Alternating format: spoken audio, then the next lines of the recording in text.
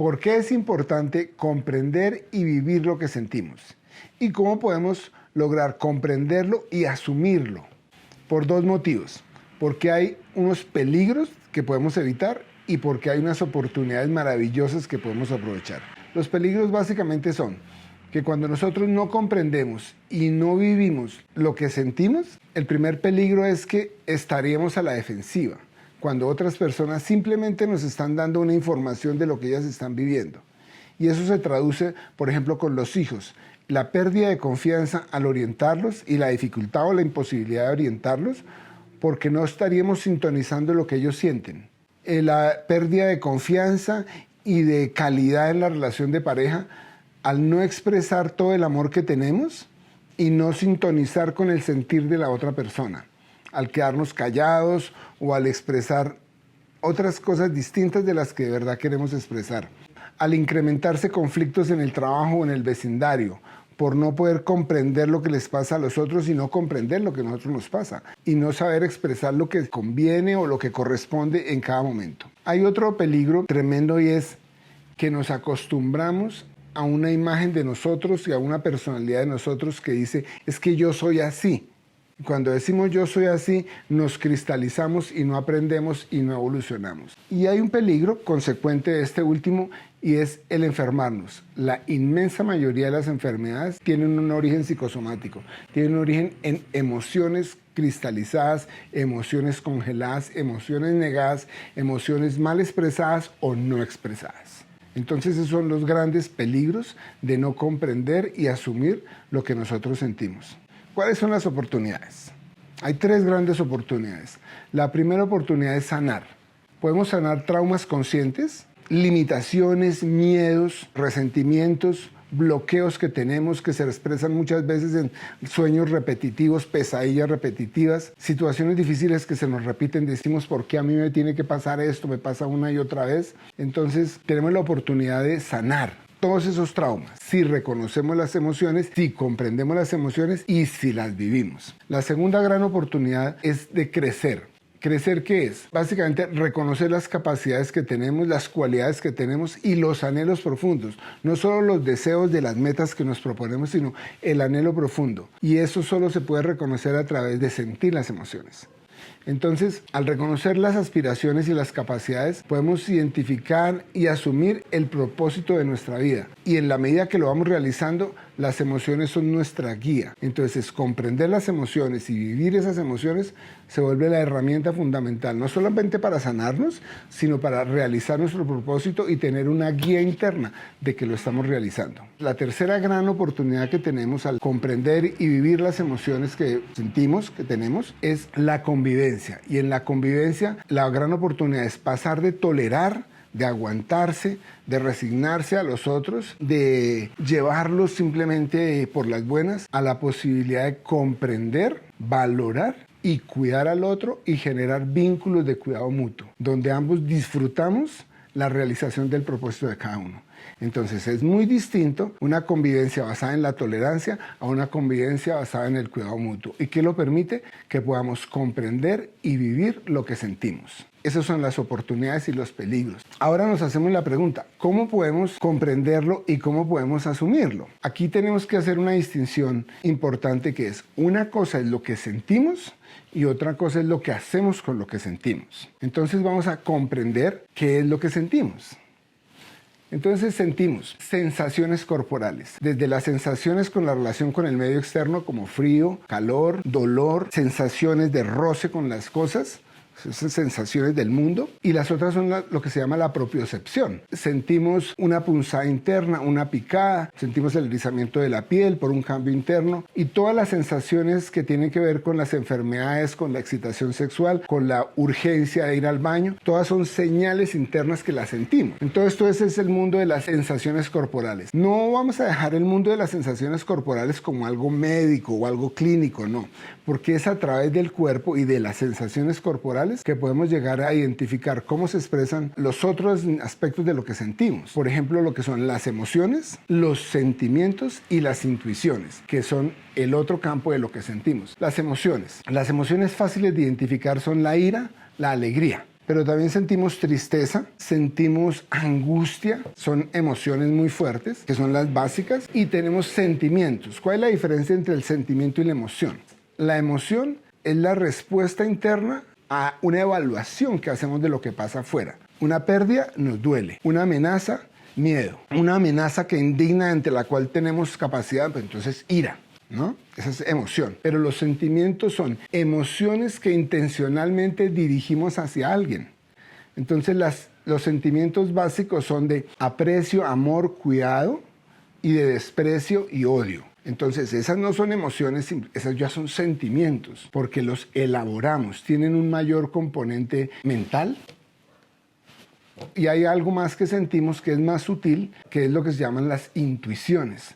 Tuve una corazonada, decimos. Fíjate que decimos corazonada, porque se siente en el corazón. Aunque algunas personas la corazonada, o lo que se llama corazonada o intuición, no lo sienten en el corazón, sino lo sienten como un pensamiento, como algo que le llegó, como una idea que le llegó. Entonces tenemos sensaciones corporales, emociones, sentimientos e intuiciones. Eso es lo que sentimos, básicamente. Si nosotros las podemos identificar y podemos comprenderlas, vamos a tener una guía clara de cómo estamos viviendo y conviviendo, porque todo esto que sentimos, uno, es una señal de que estamos vivos, y dos, es una señal interna de cómo estamos viviendo y conviviendo. Por eso cuando las comprendemos nos podemos hacer una pregunta sutil y profunda, y es la pregunta de referencia para el crecimiento autónomo, que es ¿cómo me siento con lo que hago? ¿Cómo me siento con lo que pienso? ¿Y cómo me siento con lo que estoy sintiendo hacia tal persona? ¿Y cómo me siento conmigo mismo de lo que estoy sintiendo hacia tal o cual acción que yo mismo hice? Esa pregunta reflexiva es una pregunta que podríamos hacernos y nos podrían hacer desde niños. Si nos la hacen cuando niños o cuando se lo decimos a un niño, ¿cómo te sientes contigo de lo que hiciste, mi amor? ¿Cómo te sientes de esa idea que tienes? Esa pregunta reflexiva hace que la persona empiece a conocerse y a tomar decisiones autónomas, autorreferenciadas. ¿Autorreferenciadas en qué? En el sentir.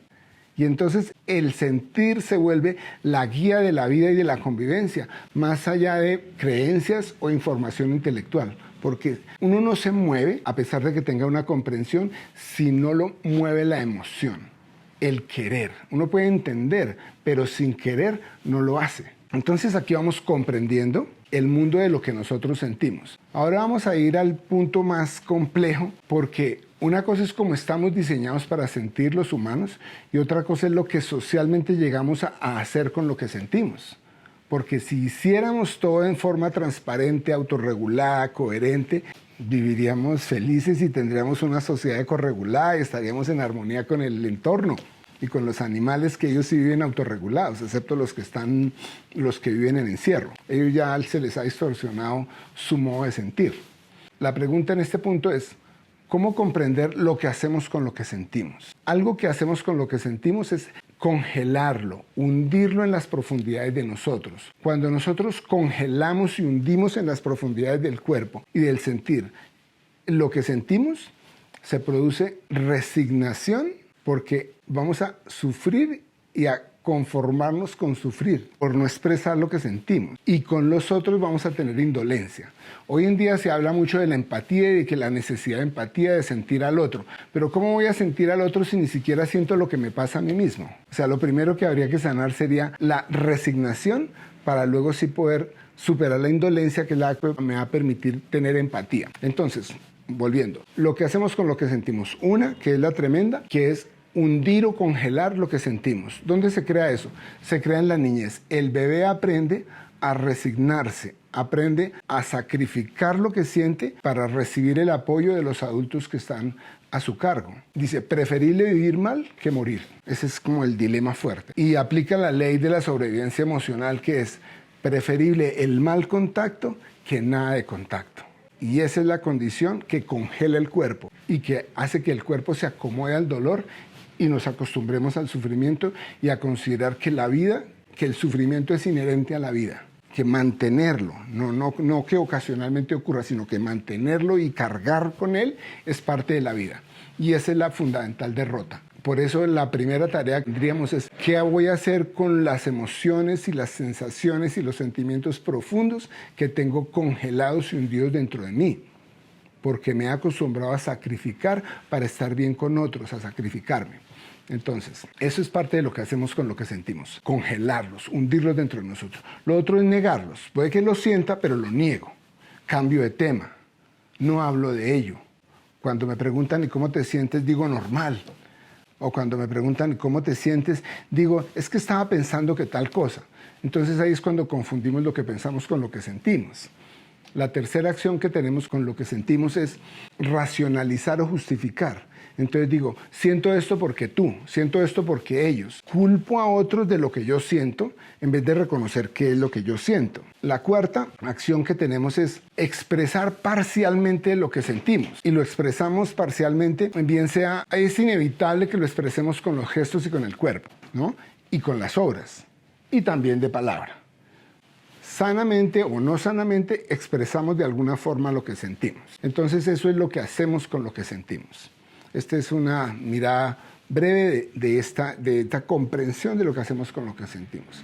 Ahora viene la última pregunta y es ¿cómo puedo asumir o cómo podemos asumir lo que sentimos? Y después nos haremos la pregunta ¿cómo podemos asumir lo que hacemos con lo que sentimos?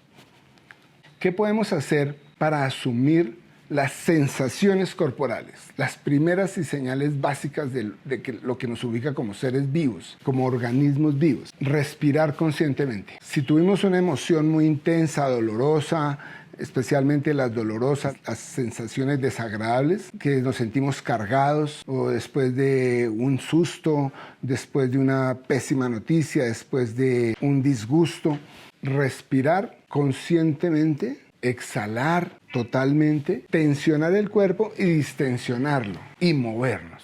Eso recicla la energía del cuerpo.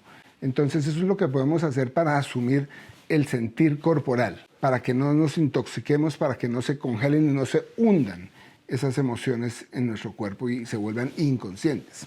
Ahora, ¿qué podemos hacer con las emociones? Con las emociones lo que podemos hacer es buscar un tercero, no con la persona que está involucrada en la emoción, buscar un tercero y hablar de ello. Buscar un tercero y compartir lo que escribimos. Entonces es importante escribir lo que nosotros estamos sintiendo, escribirlo a mano y dejar que fluya la escritura de todo lo que nos pasa, de tal forma que no se hunde, sino que sale a flote. Sale a flote por la palabra escrita y sale a flote cuando hablamos con alguien de eso. Al respecto me voy a referir a 5 pautas claves en la expresión verbal o escrita de lo que sentimos, que son importantes decírselas a alguien que no esté involucrado. Y entonces cuando alguien nos busca a nosotros y nos va a decir las pautas de lo que está sintiendo, que se está desahogando, es importantísimo escuchar sin interrumpir, no juzgar, no aconsejar, sino escuchar. Si nosotros ya hemos hecho este ejercicio, esta parte se le llama catarsis, ¿no? La expresión de lo que sentimos. Si nosotros ya lo hemos hecho, podemos simplemente decirle cómo nos sentimos con lo que está diciendo, sin entrar a juzgarle, etiquetarle o aconsejarle, para que la otra persona pueda expresar y elaborar. Entonces, las 5 pautas son: la primera, decir lo que siento, en vez de justificarme o culpar a otros. Decir lo que siento. Mira, esto es lo que siento. Siento rabia y a la vez siento cariño y a la vez siento miedo. Es muy común tener esas 3 con un ser querido o con alguien que apreciamos. Tener rabia, tenerle cariño y tener miedo de lo que va a pasar. Esas 3 conviven al tiempo. Segundo, decirle a la otra persona, expresar la expectativa que tenía, qué idea tenía. Muchas veces somos inconscientes de las expectativas. Damos por sentado que las personas tienen que. Damos por sentado en muchas relaciones que el otro tiene que. Ese tiene que es bueno reconocer que es mi propia expectativa. Yo esperaba que me esperara, yo esperaba que no me pusiera los cachos, yo esperaba que tal cosa, lo que sea que yo esperaba. Entonces se hace explícito eso. Lo tercero es lo que yo necesito, yo siento que necesito. ¿Qué necesito? Yo necesito sentirme importante, necesito ser reconocido, necesito tener el mismo valor que tiene la otra persona. ¿Qué es lo que yo siento que necesito? No solo la expectativa que ocasionó ese sentimiento o esa emoción, sino lo que yo considero que necesito. El cuarto punto es lo que yo ofrezco. Y el quinto, que seguramente es difícil, es lo que yo solicito. Entonces, el sentimiento sin culpar, la expectativa que yo tenía, el video, mi película, lo que yo considero mi necesidad válida, legítima en esa relación, lo que yo ofrezco y lo que yo solicito. Entonces uno lo busca con un tercero y ahí se desahoga y ahí organiza la mente, organiza la palabra. Eso es básico. Ahora, con los sentimientos, ¿qué es lo que podemos hacer con los sentimientos? Eso de lo anterior fue con las emociones, con los sentimientos. Además de todo lo anterior, además de hacer esa catarsis completa de esos 5 elementos, con los sentimientos que tenemos hacia alguien, es importante, además de esa palabra, hacer un regalo, ofrecer algo concreto, porque el regalo se convierte en un ritual que construye vínculo o reconstruye vínculo. Y el regalo no necesariamente es como para ganarse el afecto, es que el regalo puede ser para crear un espacio nuevo en la relación, algo que le faltaba a la relación. Voy a decir algo, digamos, voy a regalar un elemento para escalar, para ir a caminata. ¿Qué estoy diciendo con ese regalo? Que salgamos, que no nos quedemos siempre en lo mismo, sino que salgamos, que lo usemos. Entonces, ¿qué podemos hacer con las intuiciones? Con las intuiciones, escribir, dibujar. Muchas veces la intuición es como un destello que no sabríamos cómo escribirlo, pero sí se puede dibujar. Ahora, ¿qué hacer cuando racionalizo, cuando niego lo que siento? Cuando racionalizo y niego lo que siento y todo lo vuelvo mente y todo lo vuelvo palabra racional, necesito una educación profunda de mí mismo.